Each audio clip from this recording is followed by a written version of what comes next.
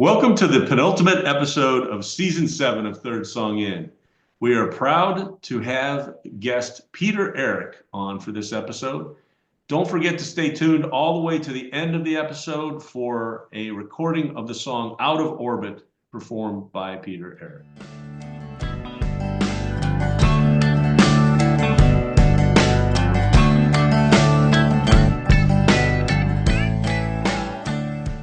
This is Third Song In with Chris Derrickson and Tom Polachek.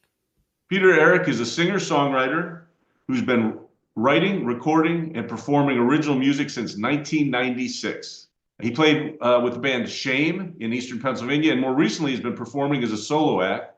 He's released 5 solo albums or EPs, and in 2024 he was inducted into the Berks County, Pennsylvania Rock and Roll Hall of Fame. You can find his music wherever you stream your stuff. Welcome, Pete. Hey, thanks so much for having me. Yeah, it's great to have you. We're cornering the market on musicians from Berks County, but I believe you're our first Hall of Famer. So tell me about that a little bit. Oh, you know what? That was such a cool thing. Initially when I was told, I think it was through votes, that my name was thrown out there on a ballot and people voted on it. I mean, my first thought, and I'm just being very candid, my first thought was like, wow, that's a lot. That falls short of the goal that I back in the day really wanted to accomplish. I mean, and again, I'm just being candid. I don't mean to be disrespectful or anything. No, of course not. Honest. But it is a fairly limited geographic area. Yeah, I mean, so I kind of was like, I wasn't as proud of it initially as I ended up being. And I don't mean that to sound dismissive or anything, although I know it does.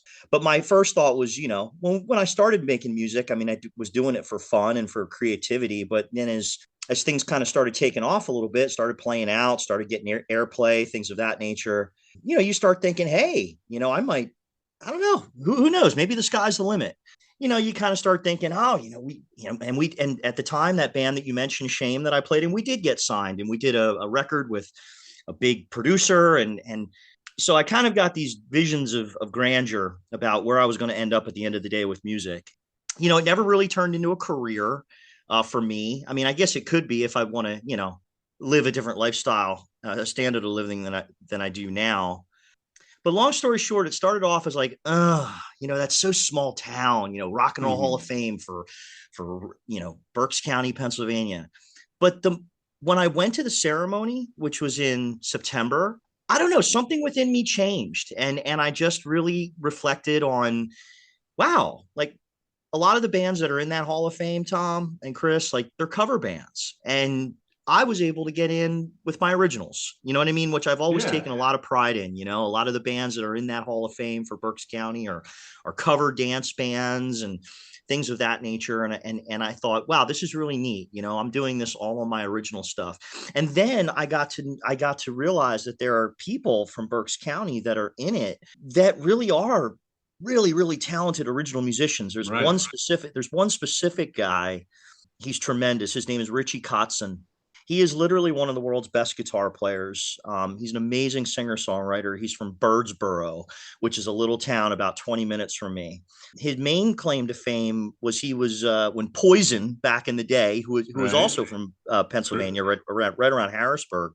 When they fired their guitar player, he left or whatever the circumstances were. C.C. DeVille was the guy's name. Richie was the guy that they got to fill in. And he did a record with them. I forget, Native Tongue, I think might have been the name of the record with Poison. But he has gone on to do other things on his own as a solo artist. He is in the Berks County Rock and Roll Hall of Fame. Got a chance to meet him. Wonderful to be in those people's company. Another guy by the name of Wayne Gratz, who's a piano instrumentalist that does a lot of new age stuff. So that day, the induction, I kind of went in a little cynical. And I left going, wow, that really meant something. That's really neat. From an outsider's perspective, one of the things that it strikes me is how that indicates how important a part of your community you are. Obviously you're a Berks County guy, and I've been living in Will County, Illinois for the last 35 years or so, and I'm not getting placed in anybody's Hall of Fame. You're a name probably many people recognize if it's only because of posters for shows that are coming up at various places in and around the community. So it really seems to me to be something to be proud of. It, like you said, it may not be exactly the goal you were shooting for when you picked up a guitar when you were 10 or whatever that Right. might have been. But I feel like that's a pretty important accolade, particularly because it sounds like the choices you made kept you in the community, and you made certain choices that that varied from those people who are going to be all over the country or all over the world. I mean, everybody has to decide how they're going to live their life. So to me, that seems like a kind of a nice thing to have. Yeah, I mean, to your point, like I felt the love, of my Yeah. community and the people around me, and it ended up being something that at first I was a little guarded about, and now I'm extremely proud of it. In anticipation of this interview, I listened to quite a bit of your music, which I found on Apple, but I know is available on Spotify and pretty much Mm-hmm. wherever you stream music. In particular, I've listened to the single from what I think is your most recent published single, "Out of Orbit," Oh uh, yeah, yeah, which came out in 2024. And I got to tell yep. you two things. First of all, I love the song. Thanks, man. Second of all, it is the kind of music that strikes me as odd that I don't hear on national radio or doesn't come up on Sirius XM. The things you're talking about, the goals you may have had, particularly when you were younger. It's always amazing to me when I hear a song from a musician or a group of musicians that is so good that somehow didn't find a much larger audience than it did. And that song, and frankly, most of your music, just about everything I listened to, I got that feeling about it. Oh, thanks, man. I really enjoy it. I would describe it as power pop. I would describe it as very guitar driven. But I would also say you've got a very nice voice. Thank you. Chris and I kind of pride ourselves on listening to people with quirky, kind of unusual, some people would say awful voices. You're not one of those singers, but I really enjoyed it. And there's a kind of a unique quality to your singing that I think goes along really well with this really kind of driving guitar-driven music. And you listen to your music, and I'm like, that should be out there. It should be on regular rotation. More like to your point, Tom, like more and more, and I thank you so much for those compliments. And I feel the same for what it's worth. Yes, you should. I'm a little biased though. I feel that way about so much stuff. I mean, there's stuff I come across, where I sit there and I don't know what that is, where I sit there. I have so many talented friends that probably not no one, but very few people will ever hear of, that the stuff they're putting out is amazing. I mean, yeah. Tom, you and I talked when we had our first conversation about all the fantastic stuff you can find that is not only below the radar, but like below the radar. You know what I mean? Like right. That, it seems like the contemporary stuff that's having success, some of, I don't want to say some of it's good because that's my own bias, and my opinion is my opinion, and it's not very valid because I'm 47 and I'm certainly not the target audience for a lot of this music. But a lot of the things that I hear, I have friends that put out albums, like I said, that from a songwriting perspective, from a production perspective, how it sounds, they're doing great stuff. Sometimes I just think it's that you got to have the right song, the right moment, the right person to pitch that song to the right person. I mean, so much of quote unquote success in music is a lot of it's luck. I mean, truly, I mean, you got to be good. I mean, I do think you have to be good, but a lot of it is really luck. It's just, were you in the right position? Did you get your demo to the right person who you happen to meet at that chance meeting of? That's actually one of the things about music and trying to navigate through music. It really fascinates me when I hear about the stories of how the names of people we all know, how they got to where they got to. Yeah. And it really does come back to a lot of chance meetings. And, I was playing at a club and this guy happened to be there and this guy knew this A&R guy from this label. Yeah. And it's a lot of chance. Well, and as an appreciator, as a listener to music, I find it very lucky for me how many people are good enough to get, to the next level, whatever that may mean for that person, even if they don't actually get there. And I've mentioned this before. Chris is he works at Duke. He's lives in North Carolina, and there's a great local music scene in that area. I live in Joliet, Illinois, which is south of Chicago, and it's amazing to me, again, how many talented people that I get to see live. A band I'm going to see in not this weekend, but next weekend. They're fantastic. It's a similar situation. I'm not sure why more people don't know about them, but it's good for me because I get to not only listen to them and pull their music off of Apple or Spotify, but I also get to go see them live because they're not touring the country and they're around and playing, every few weekends. So it does sound like there's so much luck involved in it that it just makes me happy that people continue to play even if they don't get that particular luck. To your point too, I think one of the things, I think money has something to do with it too. I mean, I think, if you have access to, doing some type of campaign or promotion, I mean, let's be honest. I mean, music, if you look at it as a product, the more you can promote that product, i.e. through, paying for things, paying for promotions on Spotify. I mean, the more money you have behind you, I think you're going to see a direct correlation behind people that have a product, and if they've got a budget to work with to promote it.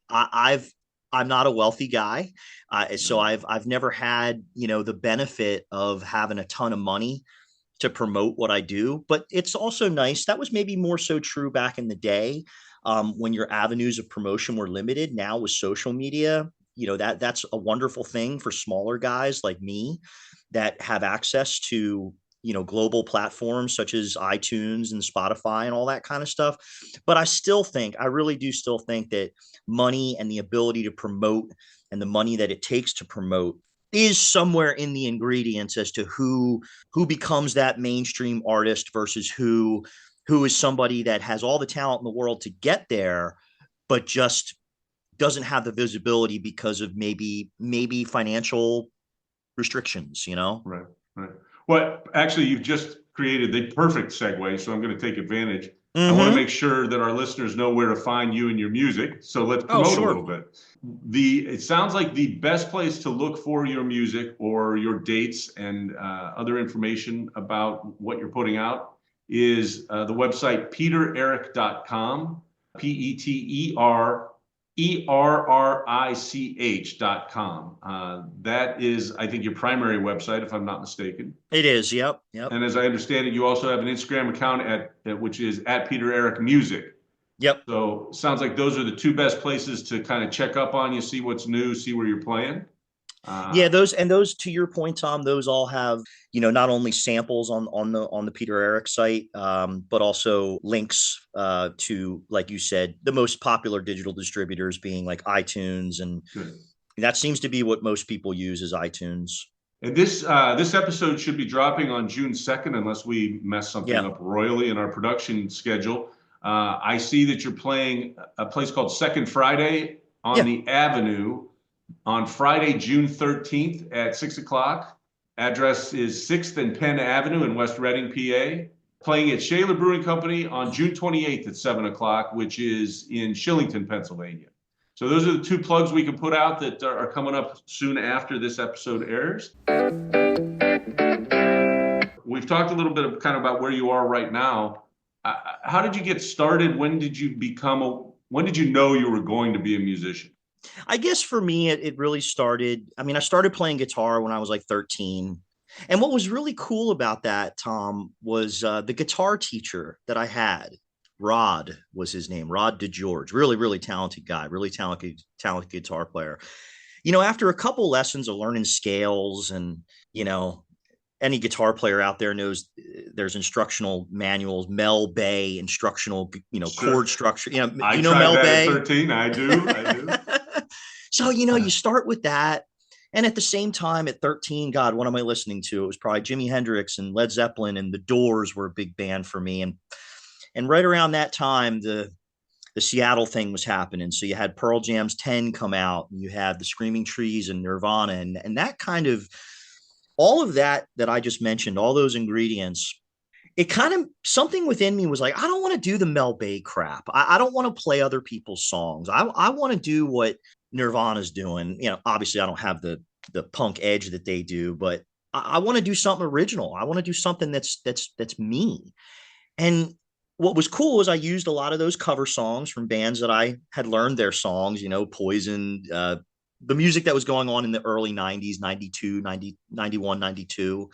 And I used those to kind of learn chords that then I could make my own and make my own compositions. And that's what I started doing. And fortunately, the reason I talked about my guitar player or my guitar teacher was I came into him one lesson and I said, Rod, I don't want to learn scales. I don't really want to learn how to read music. I don't want to play other people's songs. I want to do my own. And I've got like two or three kind of like instrumental compositions that I've come up with.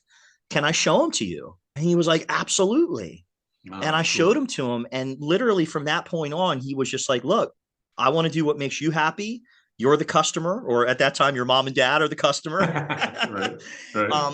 But if this is the direction you want to go, let's go there. And so I really credit Rod in a lot of ways from not being, no. You don't want to do your originals. You want to do this and that. So that's where it kind of started at 13. And then fortunately, I lived with a guy named Brian, or I lived right around a guy named Brian, who was a drummer. And, you know, we kind of started getting together and just kind of playing through these instrumentals. And then those instrumentals morphed into songs, you know, where I actually started writing lyrics. And I have no idea where that came from. Probably inspired by, you know, the lyrics of the lyricists that I grew up listening to, Jim Morrison, Eddie Vedder. Those are probably the two biggest ones. Ed Kowalczyk from the band Live, their early stuff. They were from York, Pennsylvania, which is about an hour west of me. And I'll be honest, man, like that probably played into it too. Like there I am, I'm 14 or 15. And one of the biggest bands at the time started off in high school. They're from York. Love that band. They're from York. They put out an amazing record. It was called Death of a Dictionary when they were called Public Affection. Then they changed their name to Live and put out an album called Mental Jewelry, which was like one of my favorite albums and still one of my favorite albums of all time. Me too. And I kind of sat there and was like, you know what? And maybe this sounds really audacious, but I was like, you know what? If those guys can do it, maybe I can do it.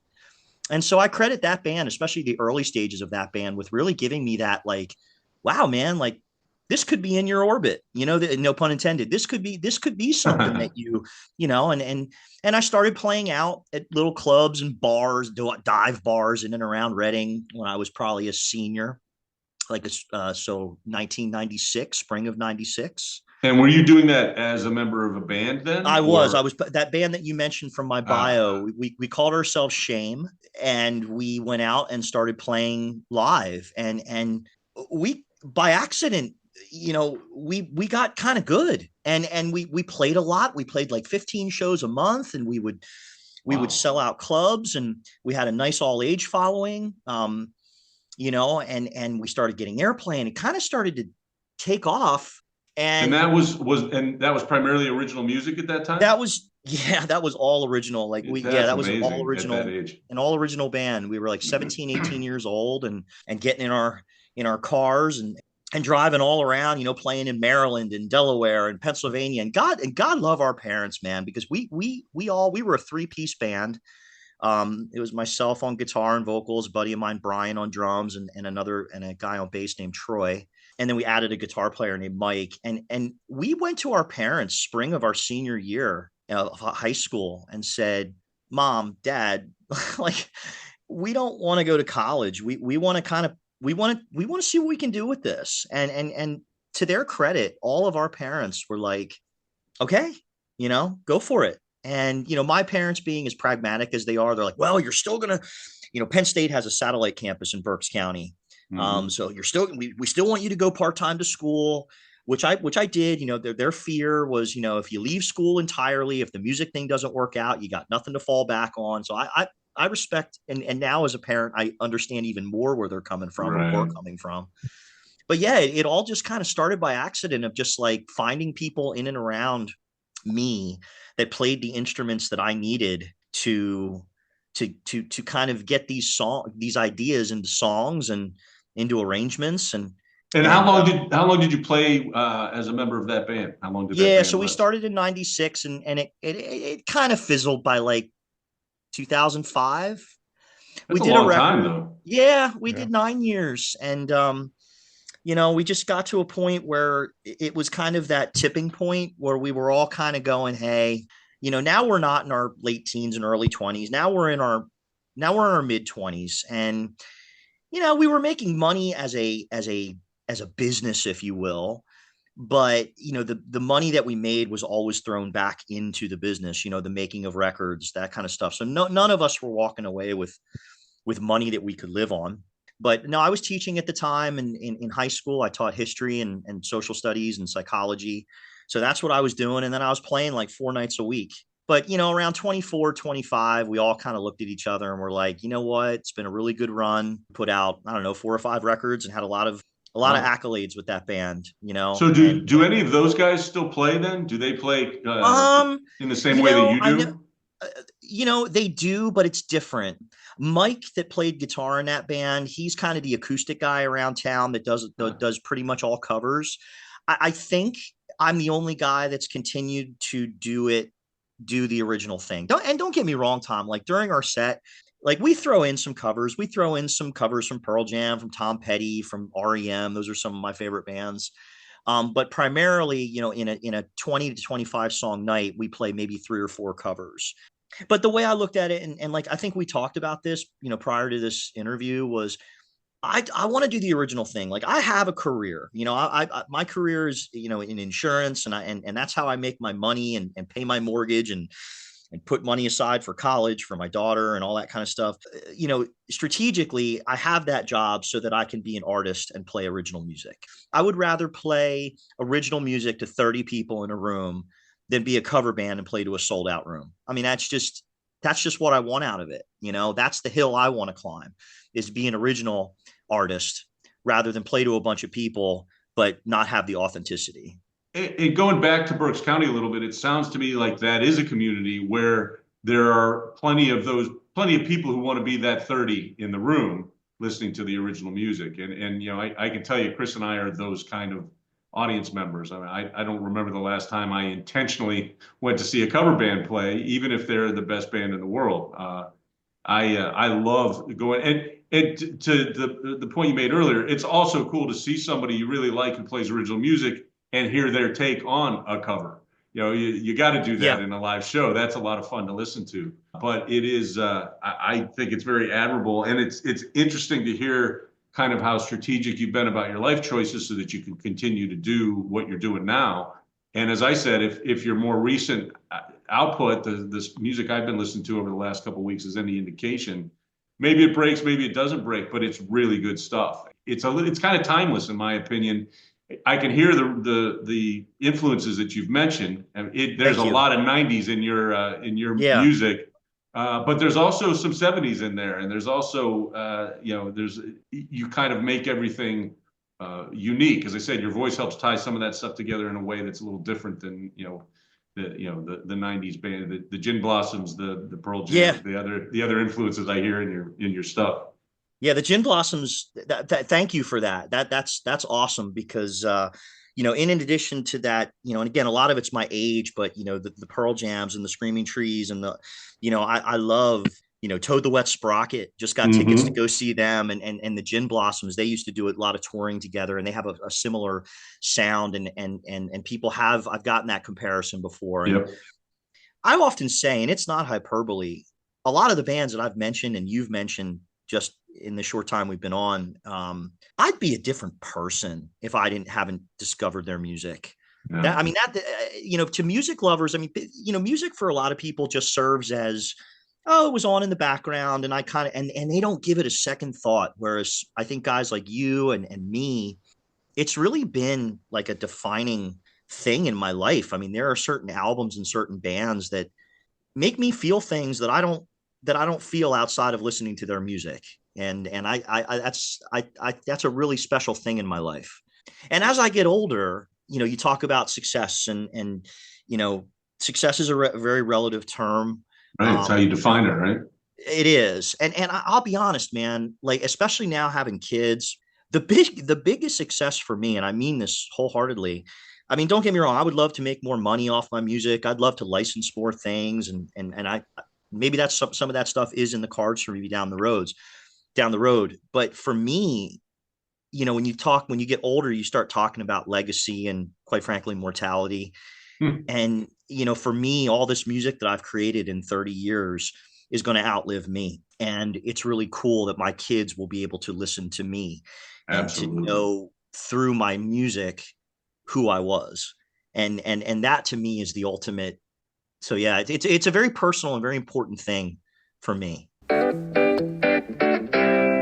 Tom and I can Oh, definitely relate. I don't know if you've heard it on our on any of our other podcasts, but that's why we decided to do this. One, we can't sing, but we thought this would be a legacy. If our kids, kids will have this to look back on after we're gone, or maybe our grandkids or whatever. I did have a quick question. Thanks for your patience. This is not our full-time job either, so I had to commute into work. But you talked about success, and I was thinking about this when we were talking about your making it into the Hall of Fame. Can you describe the difference? You said you got a chance to work with a big-time producer with Shame. What were the positives of that? What were the negatives? And then how do you compare that to being much more of an independent artist? Wow, great question. So yeah, so just real quick, the gentleman that in Shame that I got a chance to work with, his name is Shelly Yakis. Shelly's a great guy. He's a Hall of Fame, not just Reading. I'm talking Hall of Fame. If you look him up and you see his discography, it's amazing. And I'll just kind of name drop a little bit on his behalf. He engineered and mixed Van Morrison's Moondance, John Lennon's I think Imagine. He did wow. U2, Wow. U2 Under a Blood Red Sky, as well as Rattle Holy and Hum. shit. Tom Petty's Damn the Torpedoes, as well as Southern Accents, and the Innocence record from Don Henley. Those are just to name a few. I mean, there's ones that I'm missing. He's truly somebody who had a period of time in the music industry where, honestly, I swear, 75% of what you heard on the radio were things that he mixed and engineered. He's less of a producer and more of a mixing engineer. So maybe I misspoke and said producer. I should have said engineer. But yeah, got a chance. He was working out of a studio in New Jersey, and we met him at a music conference in Dewey Beach, Delaware. And he liked what we were doing and said, "Hey, I'd like to do some stuff with you." And we pulled together. I don't even remember how much money it was. He was very reasonable. I remember that, but we pulled together, I don't know, a couple grand and went and did 3 songs with him. And then that kind of parlayed into getting like an independent record deal with a record label called Treasure Records. I honestly, I don't think there is a huge difference between working with the quote unquote big name. Yeah. The process is the same. So it's like once you get over the fact of, oh my God, this guy's done, this record or this record, or oh my God, I turned on the radio on the way to the studio and it was this, it was Angel of Harlem by U2 and Shelly did that. And that's after Yeah. you get over that kind of name drop, kind of in awe, you find out, number one, that he's a regular guy who has his ups and downs in his personal life and his professional life. But what I come back to try and answer your question, Chris, is like, I don't think there's a big difference. The process is still the same. Like you still present a demo, you still, go into the studio and you cut it with the band and you overdub and you layer it. You're getting somebody's opinion who's had that commercial who's had that commercial success and a very good track record of that commercial success. But I don't know. I don't know how else to answer it other than to say it's not that different. When I look at the process that I do now and I self-produce and I rely on the guys in the band that I play with now to kind of give me feedback about what the strengths and weaknesses are. But I come back to the same thing. Like the process is no different. I think the biggest difference was just like me at the time in my 20s, like trying to get over mentally, wow, this guy's been Yeah. involved in a lot of the records that I've really enjoyed. And that's really cool that now I'm working with him. But after you get over that starstruck kind of thing, I don't find the process is all that different. How do you collaborate? How do when you do it now and you've got guys in your band, what are you specifically doing to try to get the best take out of a session? I think that one of the most important things, and this is something I learned over time, there are a lot of times where I would do a demo and I would bring it to, you know, Shelly, who I worked with at the time, or whoever the producer or engineer was, and I would bring it to them. And then naturally what would happen for whatever reason is that demo, which wasn't perfect and was just kind of the idea, we would get it into the studio and it would kind of start to get the idea or how the song was being produced would get further and further away from the initial demo that I had presented. And I think what I've learned over time is what you really need to do when trying to capture your song is to try and stay as connected to the original idea as possible.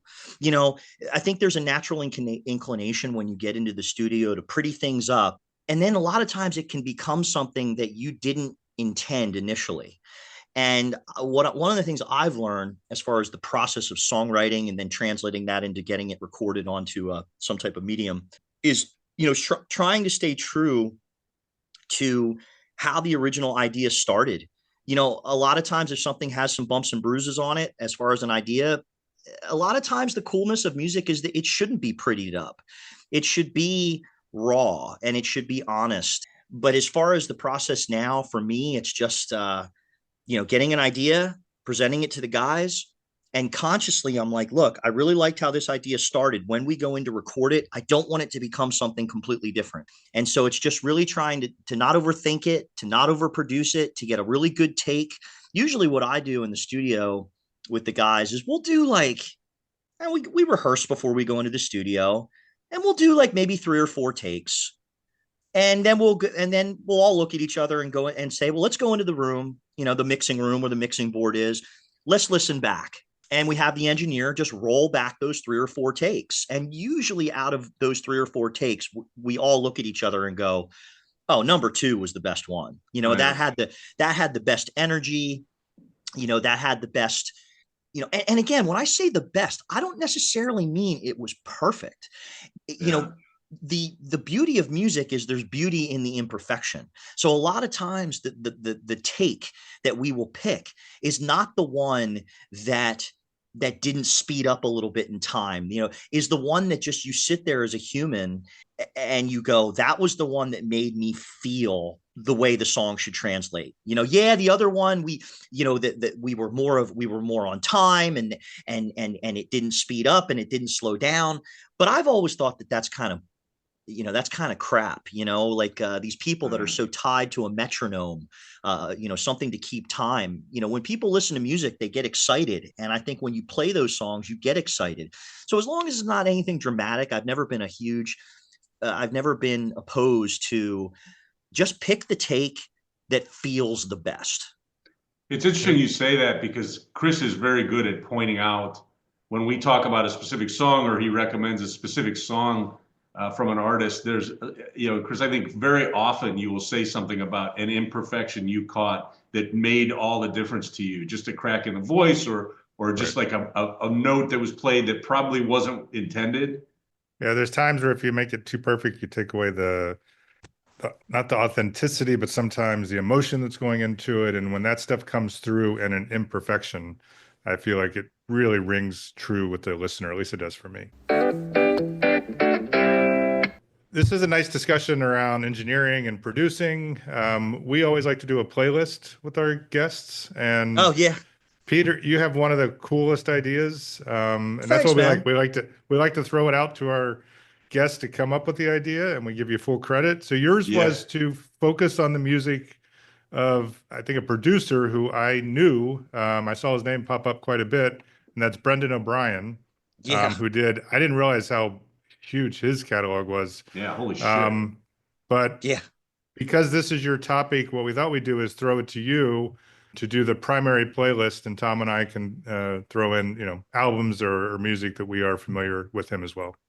Yeah, Brendan O'Brien. I mean, gosh, where do you start? I mean, I just thought, I pitched that idea to you guys as for that playlist just because man, what was I think I was, I think we all go down those rabbit hole, YouTube rabbit holes where we just kind of one video leads to another. And I came across an interview with him with a guy by the name of Rick Beato, who's on YouTube. And he does a lot of interviews with producers and mixing engineers and artists, just talking about very similar to this, to be honest with you. But Brendan O'Brien is just somebody with my age and what I grew up listening to. He's just one of those And I can't even say he's an unsung hero because people that know him, know the amazing work he's done. But he's just somebody that fascinates me because of his approach. I think is pretty awesome and pretty simple. But his discography, as you mentioned, Chris, I mean, it's mind blowing. I mean, for a guy like me, from a '90s guy, I mean, you're talking about Pearl Jam, Bruce Springsteen, STP, Rage Against the Machine, Train, the Black Crowes. I mean, this is a guy that just amazing. We had talked a little bit earlier about success in the music industry. I mean, he will freely admit, he's like, this is Brendan. I heard him say in an interview one time, I was working out of Atlanta and I was the guy. I was the guy in town that if you had $1,500, you could come into my studio and in 5 days we would make a great record. And then something happened. I don't know what connection was made, but somehow he was able to make a connection with Rick Rubin.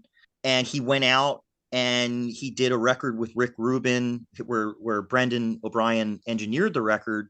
It was Blood Sugar Sex Magic, the Red Hot Chili Peppers, which had, Give It Away and Breaking the Girl. And after he did that record and the success of that record, the sky kind of opened up for him, and that opened up to him producing Pearl Jam's second record. And at the time he was producing Core, which is STP or Stone Temple Pilots' first record.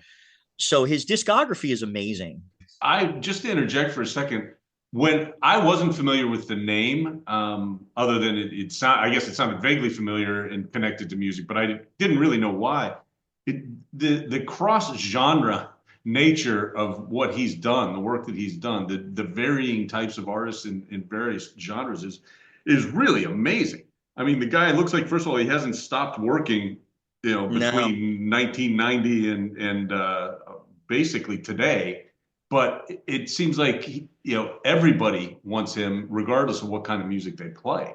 Yeah. Well, with that type of track record, no kidding. He just, the records that he makes, I just instantly connect with them. And, I think some of it, this is kind of a cool little story.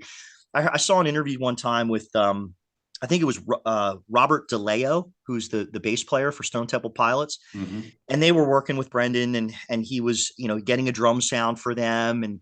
And they were loving the drum sound and all the guys in STP were like, Brendan, oh my God, the kit sounds amazing. Like, how did you know to pick that microphone to mic up the snare and that microphone? And Brendan just turned to him and said, I picked the microphone that was closest.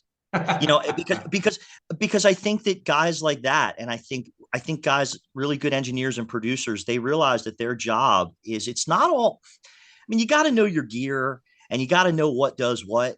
But I think guys like that, and I think Brendan especially, is really good about, my job is to capture what this band does. And I think all of his records, they're very raw. The way he EQs things make it sound very exciting. Even outside of production, and I said this to Tom yesterday on the phone, even outside of producing, I didn't mention the albums that he's engineered, which is, microphone placement and mixing the song and putting everything in the right place with regard to the mix.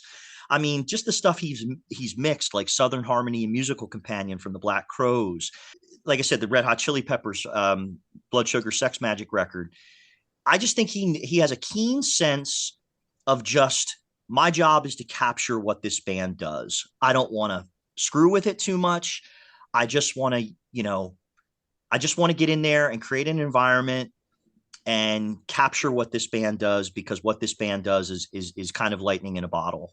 Well, that's really consistent with what we were talking about earlier in terms of your own work and the takes that you're interested in keeping, as opposed to maybe the more perfect one that you pass over for an album or for a recording.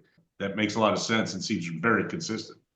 Yeah, he certainly has a keen sense. I mean, and there are just these guys, like I think, again, my buddy Shelley, back in the 70s and 80s, I think he had his finger on the pulse of what sounded good on the radio. And I think Brendan, once you get into the 90s, just has an ability and an innate ability and talent to just really do a good job with bands and producing them and maybe making the songs a little better and working with them. But and also, from what I've heard in the interviews that I've read, like a super excitable guy, like a guy that you just love being in the studio with, Right. There's guys like Rick Rubin that are producers these behind the scenes guys that we're talking about, that a lot of the musicians are like, yeah, dude, the guy that produced this record, he wasn't a musician at all. He just had a great ear and a great musical sensibility. And we just loved being in the studio with him. I mean, the story that I remember is the song "Under the Bridge" from the Red Hot Chili Peppers. Rick Rubin found that poem in one of Anthony Kiedis's, I don't know, like a drawer or something, and started reading it and was like, "Hey, man, this is really beautiful. This would make a really, really great song." Huh, cool. And so without producers like Rick Rubin and Brendan O'Brien, I often wonder what wouldn't have seen the light of day. Right. But for those guys that are kind of objective enough that they're not in the band, but they come in and they're super connected to, whatever it is that might have some mass appeal. Those guys, those behind the scenes guys are tremendously important to what musicians do.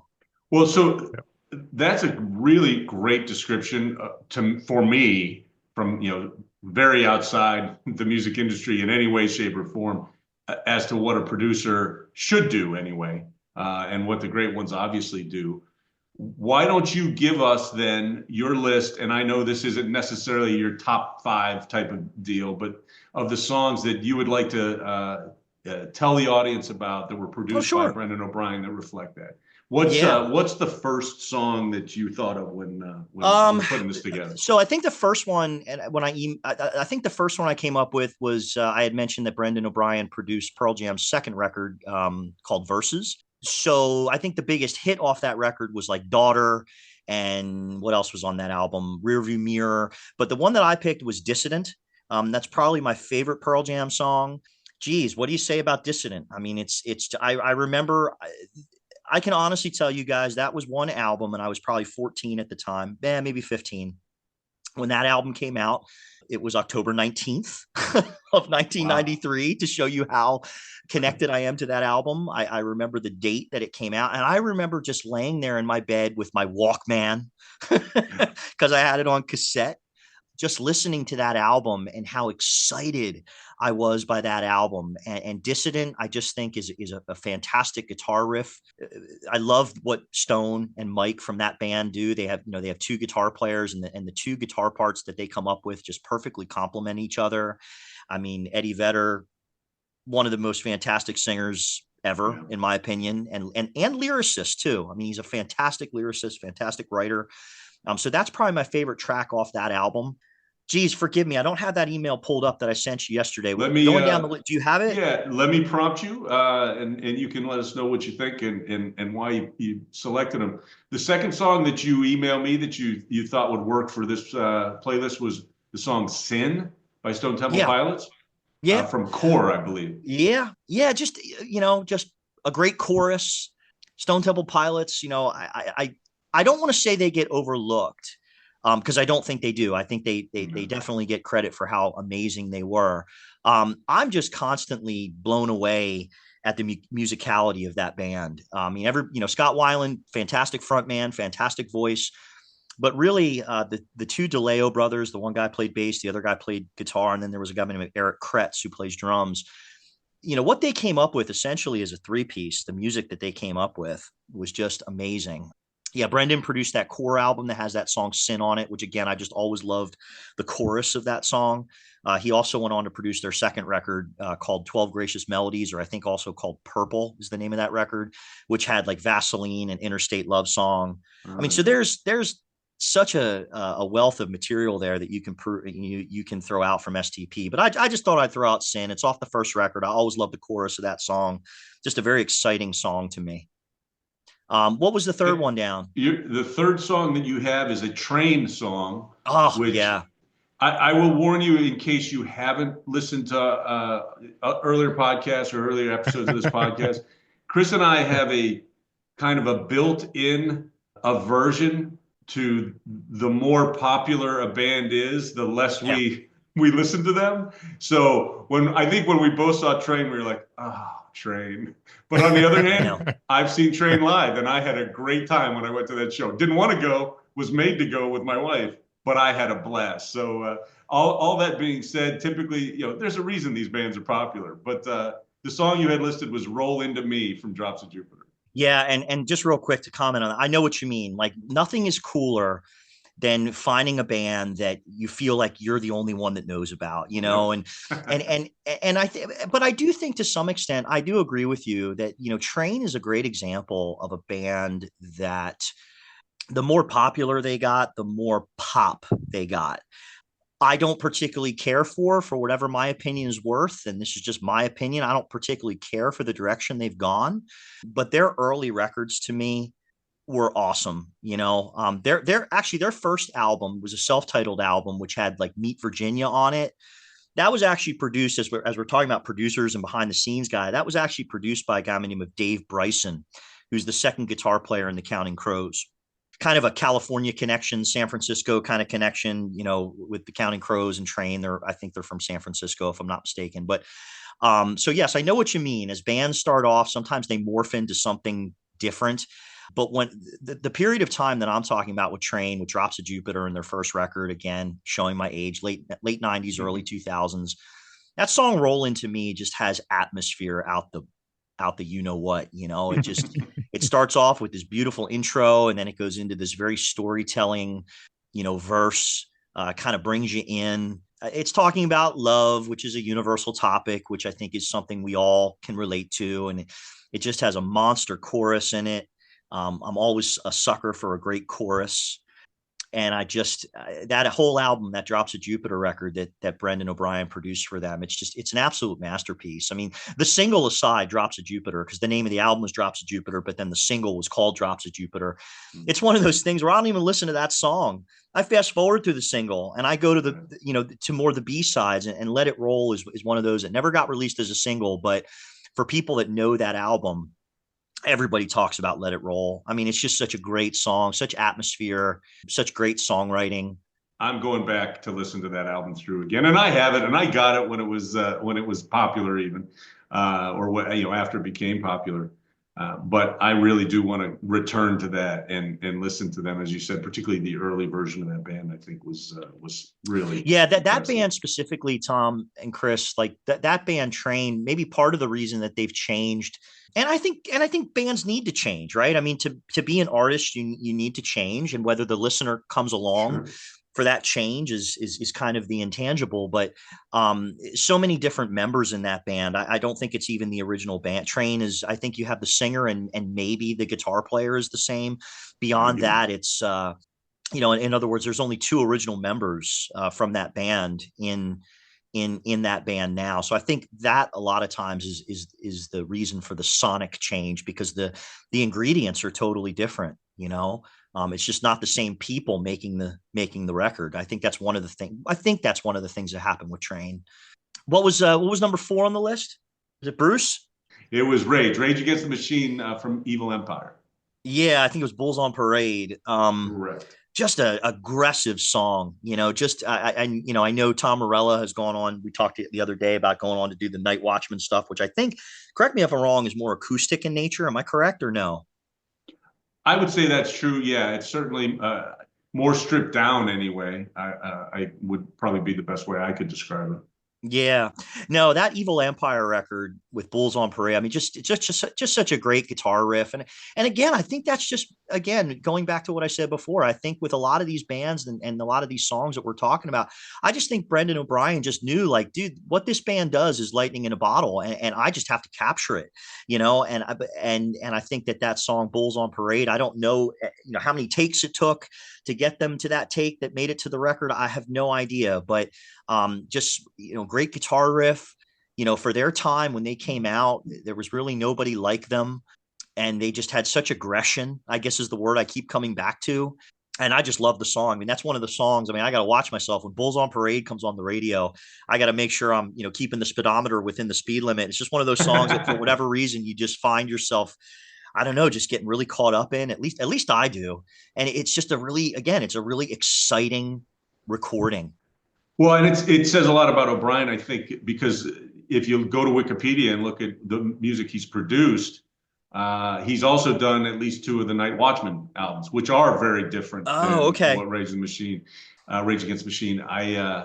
It just reinforces what you've been saying about kind of picking, even the same, at least one of the same people, from another band, completely different take, completely different approach to presentation of his music.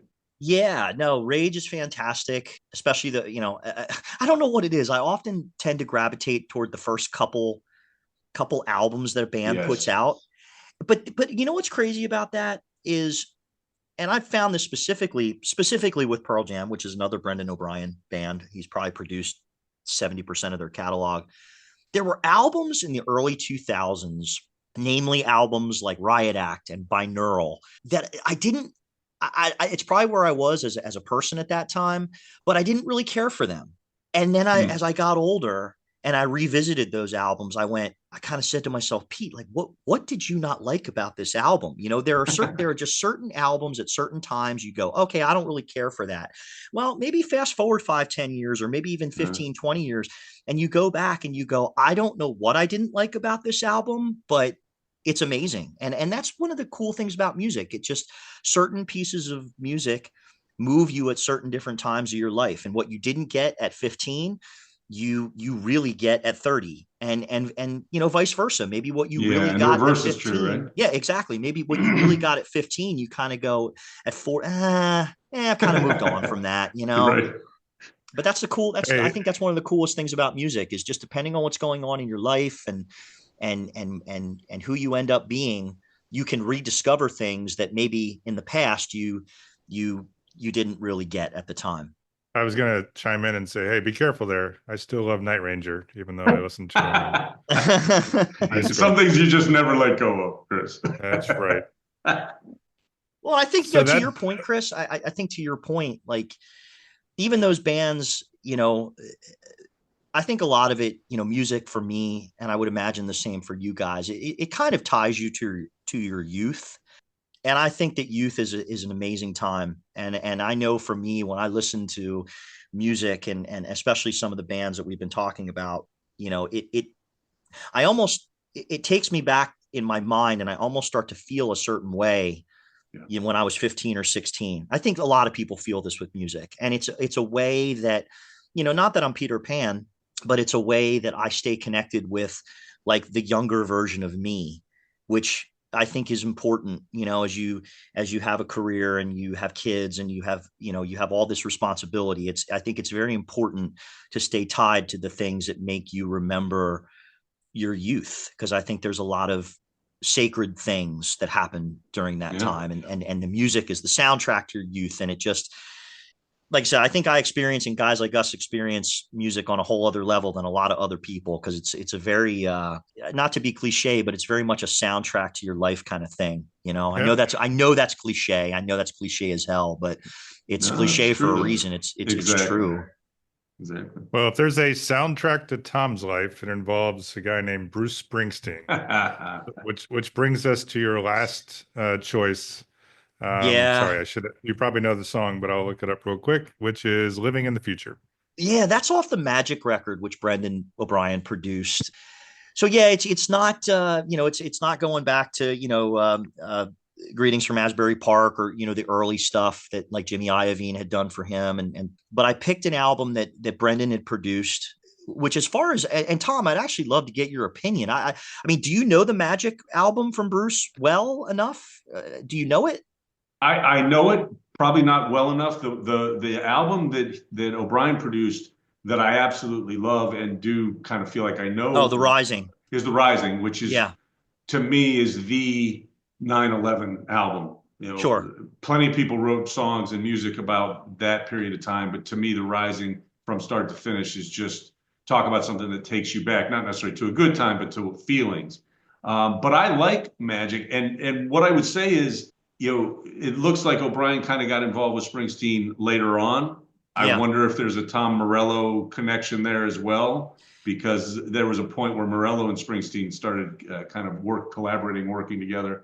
Yes.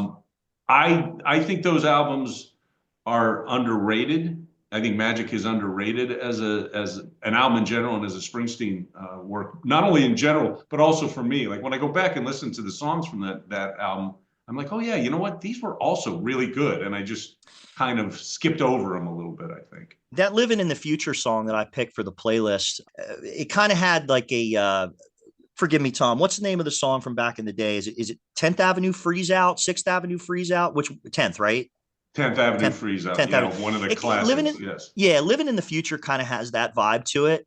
I just love that Bruce can go, on that Magic record, it really showcases his versatility as a songwriter. I mean, he can be very playful. He can be, which I think Living in the Future kind of illustrates. But he can also, as we all know, he can be very introspective and he as a songwriter, I mean, he has chameleon like tendencies. And that Magic record, I think, showcases all of it.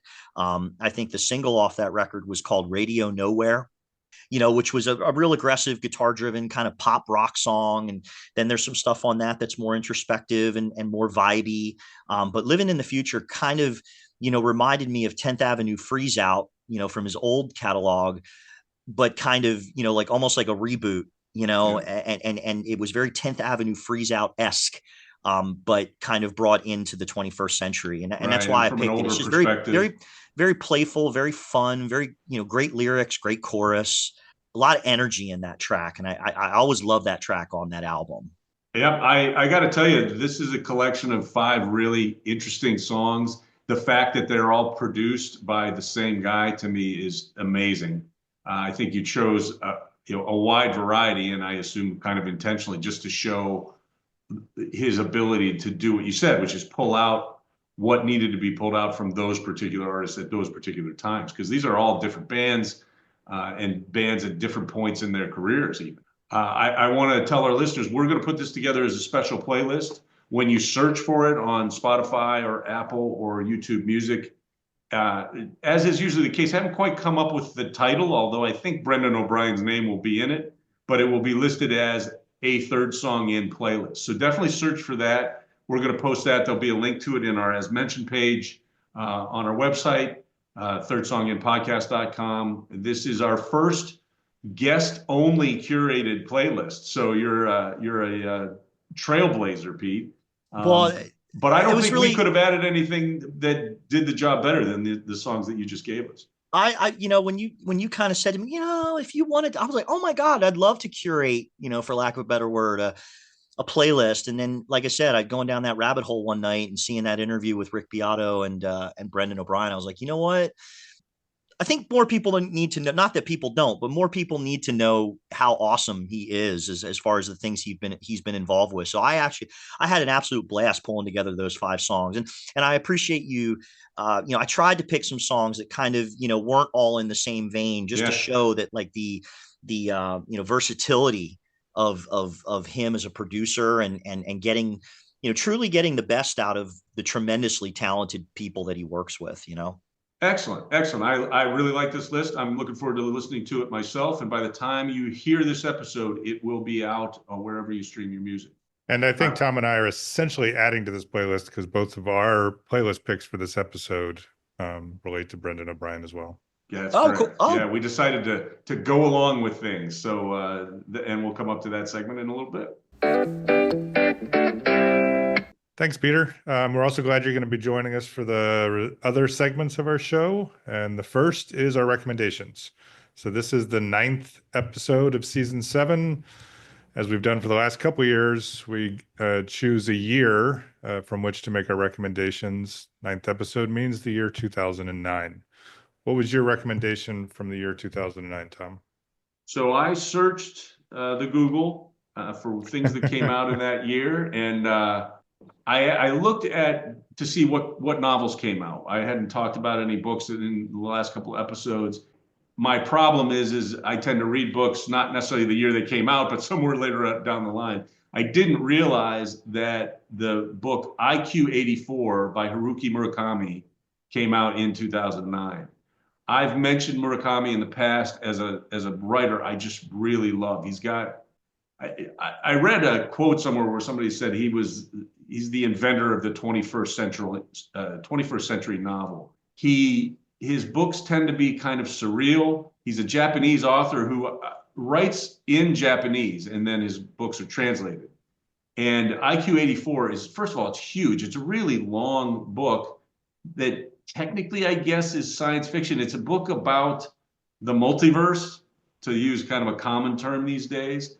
But it's set in an alternate version of Tokyo. It's set in 1984, where there are these two characters that kind of revolve around each other.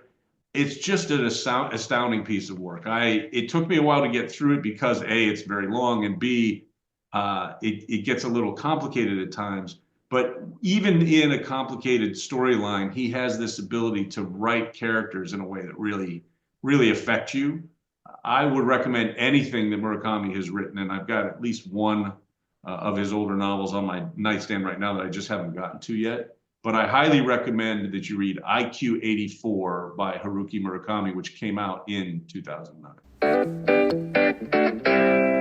All right. So I didn't struggle as much. The last couple years, I think I've struggled with finding choices that were representative of the stuff I really like. That wasn't the case this time. I went with William Elliott Whitmore's Animals in the Dark, which is one of my favorite albums in general.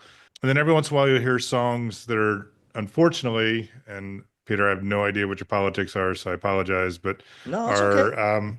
Are timeless. I feel like he has a couple albums that could apply. I think they were written in the time of, or in response to maybe a Bush presidency, but Mutiny is technically about, a captain on a ship, but you can tell it's a metaphor for leadership and the idea of rising up against it.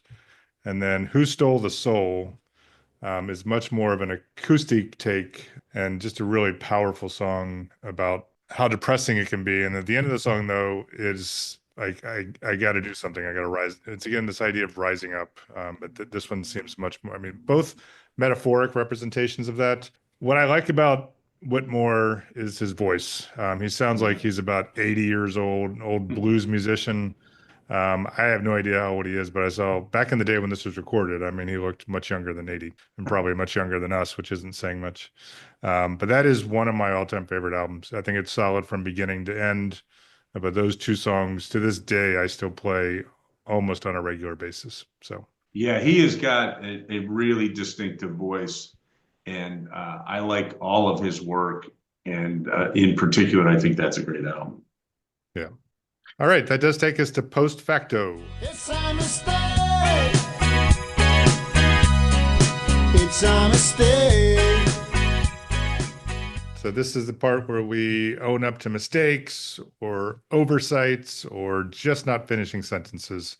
And I already talked about, I said that I would update full review of the book Buffalo Hunter Hunter.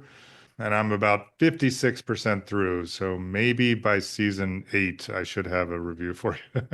I believe this is the third episode in a row where we've gotten a Buffalo Hunter Hunter update. So I think we may change the title of the segment. Yes, no kidding. And I'm still making progress, though. I think last time I was at 42%. Yeah, but you do have you do have a true post facto, Tom.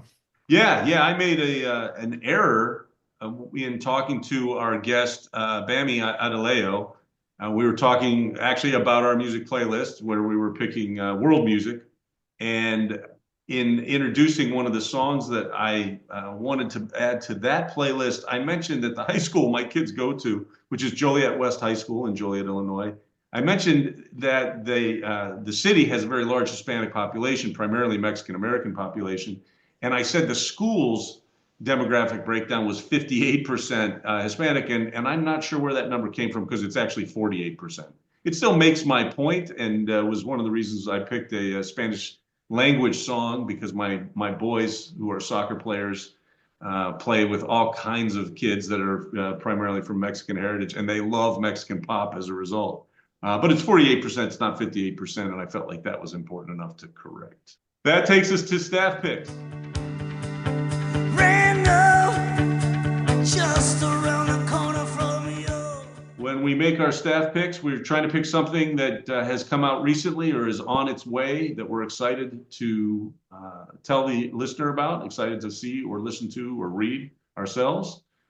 Chris, what do you have for a staff pick this episode? Well, I'm playing the Tom card, where you opened this up a little bit a couple episodes ago, where you'd mentioned maybe not the newest stuff, but it's new to us. And there's a nice club near us called Cat's Cradle.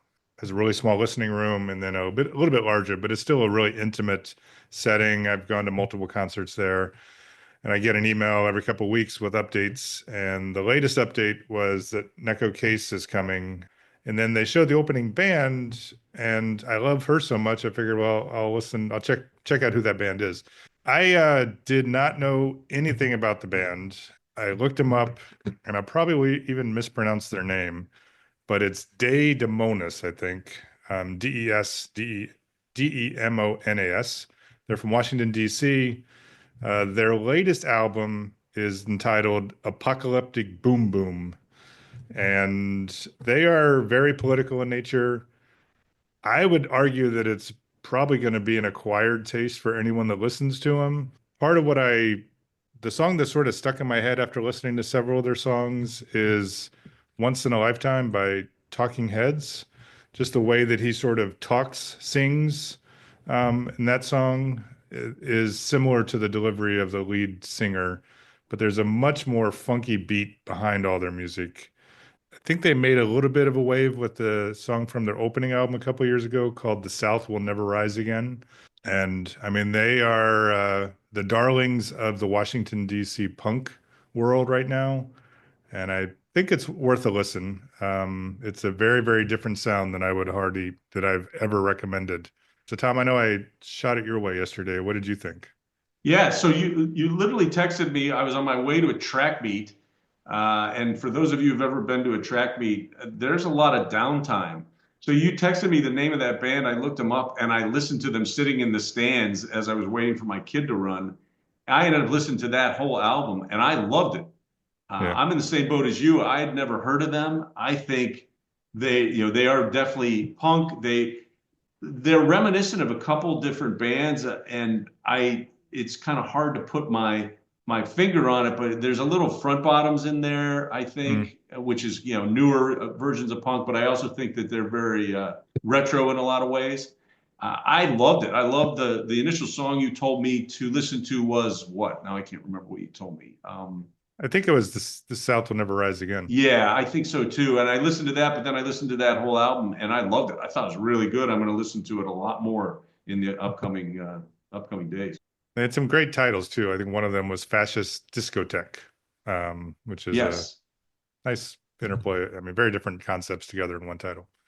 Yeah, no, I think that's a great staff pick, and I am looking forward to listening to them more.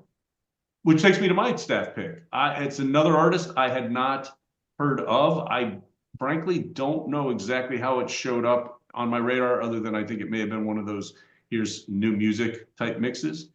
Her name is Susie Ungerleider. She's got an album that's coming out in June. June 6th is supposed to be the release date of her newest album. The third song in on that album is a song titled Real Estate, which she's already released. I really like her. Her voice is a little Cyndi Lauperish. She does a really cool cover of The Weight, the band song The Weight. And she did that it was a collaboration with a couple of other bands, frankly, that I don't know, or a band that I don't know well, called Susanna and Good Lovelies. That's either one performer or maybe it's two. I'm not really sure. But it's a really cool version of the song The Weight. And I'm looking forward to listening to the whole album, because if the song Real Estate's any indication, it's going to be worth listening to as well. Our next segment is playlist picks. Every week, Chris and I choose a song to add to our running playlist and in this case for season 7. And we pick a song. We hope it kind of jibes with the theme of the episode. And for today's playlist, Chris is choosing. I am choosing a song from one of my favorite bands, and it just so happens that Brendan O'Brien produced their 1994 album, Dogman. The band is King's X. Right on. That album is still considered their best, I would argue, and it's probably no coincidence that Brendan O'Brien produced it. It was a little bit of a harder sound for them at the time, and it seemed like a little bit of an attempt to maybe breakthrough. It's a band that has never quite, I don't think, earned the accolade. Maybe accolades from critics, but not necessarily the public. They've never gained a huge listening audience. But the song is Complain, and it's just a good, catchy, upbeat song from them. Some funny lines. It's very dated. One of the lines is the Bud man asking us why ask why, which was an old commercial from Budweiser, probably from the 90s. They reference Rush Limbaugh and Jimmy Carter, so definitely dated, but still a very modern and great song by King's X. My choice was going to be a Springsteen song, as I'm sure Chris could have guessed. I almost went with Empty Sky from The Rising. We talked a little bit about it before, Pete. To me, it is the most 9/11 of 9/11 songs. That song takes me back every time. But I decided to not choose that particular Brendan O'Brien produced album and go instead with Gaslight Anthem. He produced Handwritten in 2012. I'm a big Gaslight Anthem fan. I chose the song Mulholland Drive. Mulholland Drive is, to me, just a classic Gaslight Anthem song. By the way, very Springsteen-esque. Lots of people Very make much, that yeah. comparison. Yep. But that song just has a real driving beat. The very intense, breakup vocals. It's a relationship gone wrong kind of thing. I always think whenever I listen to their really up-tempo stuff, I think the drummer for Gaslight Anthem must just constantly be exhausted because he's working his ass off. And I really like this song. When I saw the Wikipedia list of albums produced by O'Brien, I was surprised to see that there were, I think, one or two Gaslight Anthem albums there. And I thought that would make this a good choice for the playlist. Yeah, Brian Fallon, the singer from that band, he put out a really good solo album a couple years back. I forget the title. I forget the name of the single. I just remember really liking it. Yeah, he's a very talented guy. I agree. I'm actually looking real quick because I love that album as well, and I can't think of the title either to save my life. The album was, or at least I think he actually put out a couple, but the one I really liked was Painkillers. Yeah. Okay. But he also did actually, holy cow, there's a 2021 album I wasn't aware of called Night Divine. That's the most recent one. He's done a bit of solo work, and his solo work is definitely different than Gaslight, but I like both of them. I really enjoy both. I agree. His song Steve McQueen is awesome. That's my favorite song by him. That's a great song. You're right. So that brings us to the end of our episode and our interview with Peter Errich. Peter, thank you so much for joining us. This has been a fantastic experience. I enjoyed meeting you and hearing about your musical background and what you're doing these days. We hope you can maybe join us again as you continue your musical journey. Yeah, thanks so much, Pete. Oh, yeah, absolutely. Thanks so much for having it. Thanks so much for doing the show. Thanks so much for putting a spotlight on music and songwriting and people that probably not a lot of people know about. It was tremendous to be asked, and I had a really nice time. Please hold on to the end of the episode. Wait to the very end. We will have a recording of Pete's song Out of Orbit. Third Song In is recorded in Chapel Hill, North Carolina, Joliet, Illinois, and Berks County, Pennsylvania. We have an email address at thirdsongin@gmail.com. Please send us your questions and comments. Let us know what you thought of the episode. We'd also ask that you continue to follow us wherever you listen to your podcasts. Rate and review us. Give us all your goddamn stars. Let other people know about the episode. Share it, download it, tell people in person. Do we still do things in person? I don't know. If they wanted to. Yeah, I know I don't want to. You can also look for our website, thirdsonginpodcast.com. Links to information about Peter can be found on our As Mentioned page, along with links to information about all our other previous guests. You can also find a direct link to the episodes, to our recommendations, to our staff picks, and to our playlists. So check out the website, thirdsonginpodcast.com. Yeah, don't forget there will be a link to our special playlist curated by Peter Errich. That'll also be on our As Mentioned page. We have a blog that comes out every week, and you can find that on the website, but you can also find us and subscribe to us on Substack. You've been listening to Third Song In with Chris Derrickson and Tom Polachek. Thanks for listening.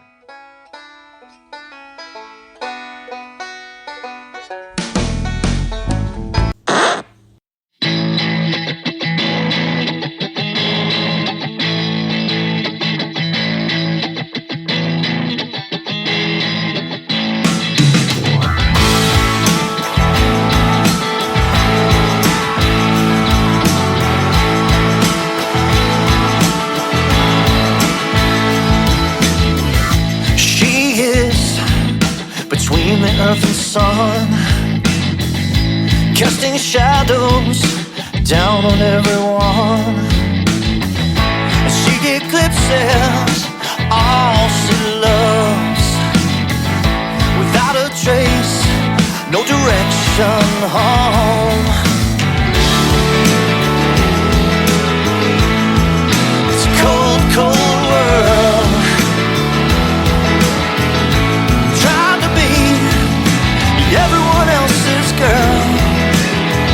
And her wings on fire, she feels them burn, out of orbit and falling back down to earth. The seasons change, she remains. Familiar ties, and now feel like change. She says, and if I were to run away, would they care enough to come and find me? It's a cold, cold world, trying to be everyone else's girl. And her wings on fire, she feels them burn, out of orbit and falling back down to earth.